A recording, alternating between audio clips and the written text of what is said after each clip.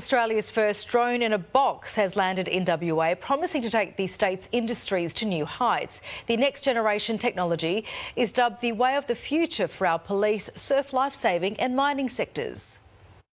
Floods, fires or remote emergencies, drones are proven life-saving devices. And the DBX7 is promising to change the game in WA. From search and rescue over coastlines, dropping inflatable pods, to shark and crocodile spotting and surveying mine sites and gas lines.